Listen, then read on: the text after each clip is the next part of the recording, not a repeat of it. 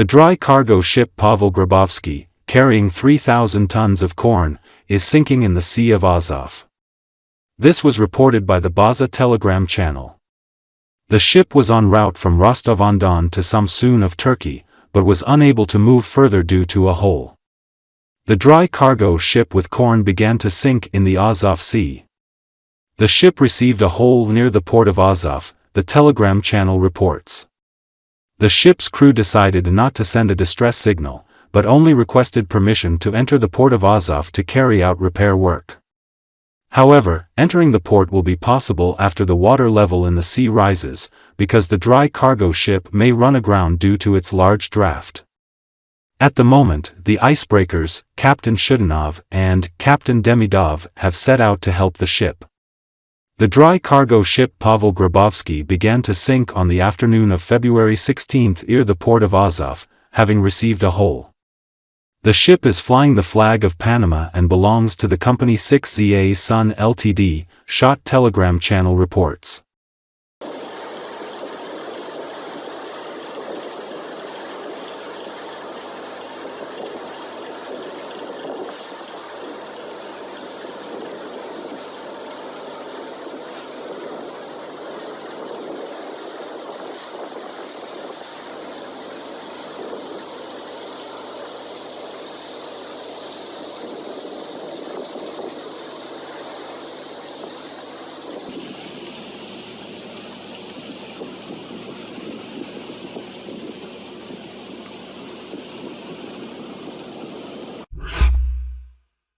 The most likely scenario is that Britain could contribute a brigade or possibly 2 brigades to a multinational division it would lead in Ukraine, The Guardian reported, citing military sources. A brigade usually consists of several thousand troops. Officially, no data has been released on the probable number of troops to be deployed in Ukraine.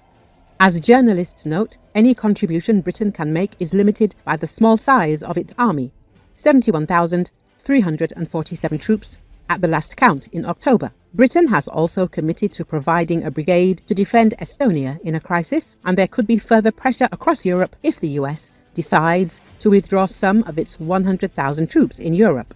Britain believes that European-led security guarantees for Ukraine could be provided with significantly fewer troops than the 100,000 to 150,000 called for by President Volodymyr Zelensky last week if a peace deal were reached. A European-led security force for Ukraine would not necessarily involve large numbers of troops deployed on the front lines and could therefore number in the tens of thousands or even less, defense sources said. The Guardian writes that the security package could include the extensive use of intelligence, surveillance and long-range reconnaissance assets to track any Russian attempts to breach the line of control agreed in a potential ceasefire or final peace settlement.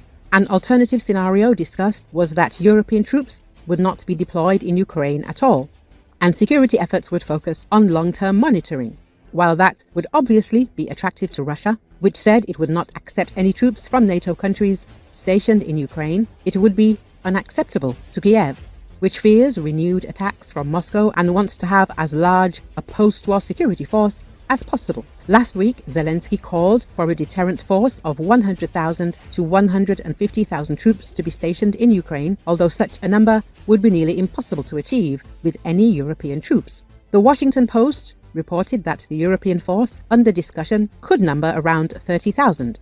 British sources would not confirm the figure because negotiations with Europe were still ongoing, but they said that was likely the number being considered. Starmer is expected to lobby directly with US President Donald Trump on this issue when he flies to Washington next week, raising the stakes for a meeting that could prove pivotal in efforts to find a peace deal to end the war in Ukraine.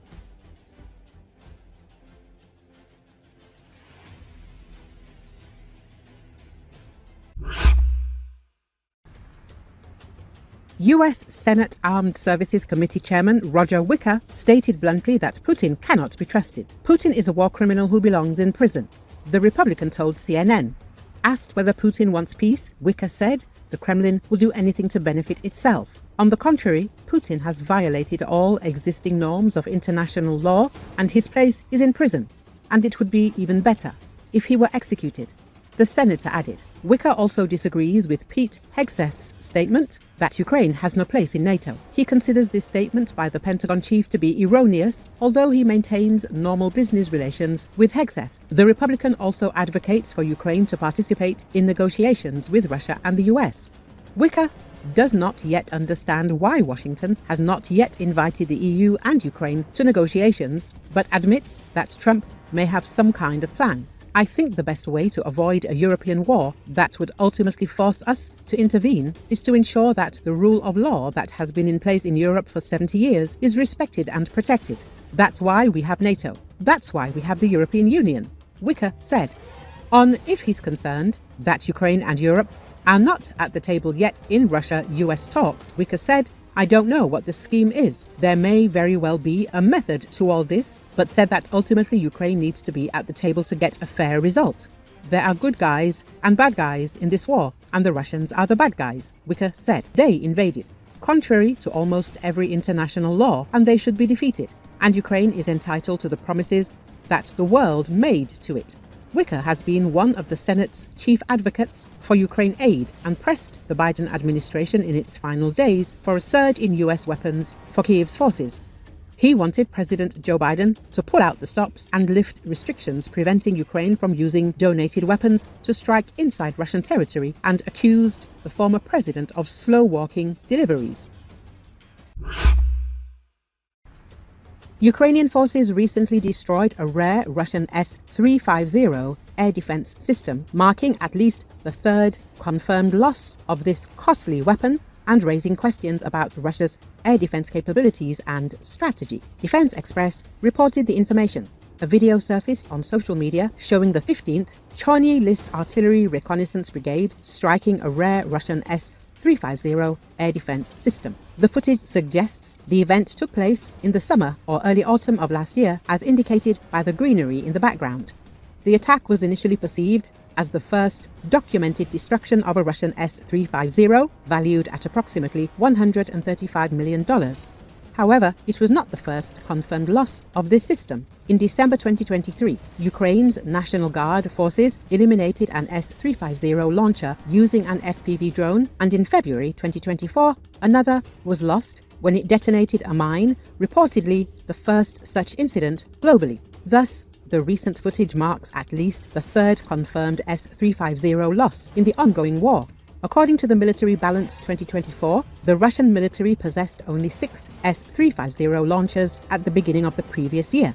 Given its rarity, deploying such an advanced system near the front lines is notable. Previously, Russia positioned an S-350 to defend an airfield in Taganrog in 2022 and later used one to protect Vladimir Putin during the 2023 St. Petersburg International Economic Forum. This makes its presence in active combat zones even more surprising. One possible explanation is a shortage of air defense systems. However, a more complex scenario could be at play. Russia appears to have established a layered missile defense network in frontline areas to counter Ukrainian aviation and long-range drones. Nevertheless, the effectiveness of this strategy remains inconsistent. For reference, the S-350 is capable of simultaneously engaging up to 8 targets. Its range extends to 60 kilometers for aerodynamic threats and 30 kilometers for ballistic missiles.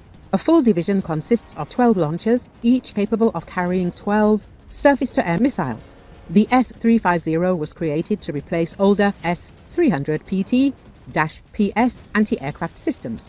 It is intended to combat advanced standoff weapons threats such as cruise missiles, manned aircraft, medium and heavy unmanned aerial vehicles, as well as tactical ballistic missiles. Initially, the S-350 was also supposed to supersede the Buk combat air defense system, but the new weapon's failure to meet certain force standards means it will ultimately only be deployed at local air defense bases to protect Russia's most important state, administrative, industrial, and military facilities. The newest addition to Russia's air defense inventory is capable of following and engaging targets in a full 360-degree area, not just by sectors as the S-300. Moreover, it boasts a significant increase in the number of missiles and target handling channels.